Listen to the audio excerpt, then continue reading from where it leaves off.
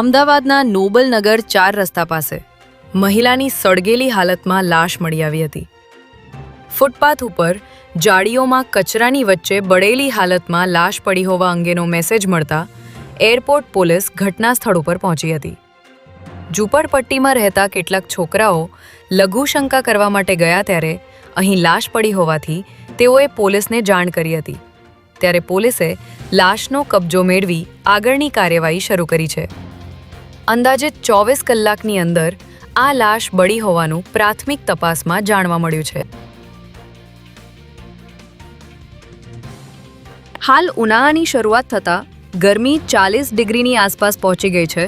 ત્યારે અમદાવાદના કાંકરિયા પ્રાણી સંગ્રહાલયમાં પ્રાણીઓ અને પક્ષીઓને ગરમીથી રાહત આપવા માટે ખાસ વ્યવસ્થા ઊભી કરવામાં આવી છે.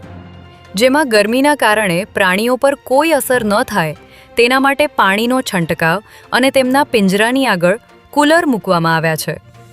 આ સાથે જ પ્રાણીઓને ડિહાઇડ્રેશનથી બચાવવા માટે ORS અને તરબૂચનો આહાર આપવામાં આવશે. પાટણ જિલ્લાના ચાણસ્મા તાલુકાના જીલિયા ગામે એક ફાર્મ હાઉસ પર 15થી 20 જેટલા શખ્સોએ હથિયારો સાથે હુમલો કર્યો હતો. આ હુમલાખોરોએ ફાર્મ હાઉસના ગેટ અને દિવાલ પર તોડફોડ કરી જાનથી મારી નાખવાની ધમકી આપી હતી. ઘટનાની જાણ થતાં પોલીસ વાન ઘટના સ્થળે પહોંચી હતી, પરંતુ શસ્ત્રધારી શખ્સોને જોઈ પૂરતો સ્ટાફ ન હોવાનું કહી પોલીસ પણ ત્યાંથી નીકળી ગઈ હતી.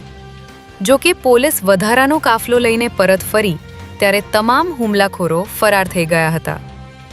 ચાણસ્મા પોલીસે આ મામલે રાયોટિંગ અને હથિયારબંધીના જાહેરનામાના ભંગ સહિતની કલમો હેઠળ ગુનો નોંધી તપાસ હાથ ધરી છે.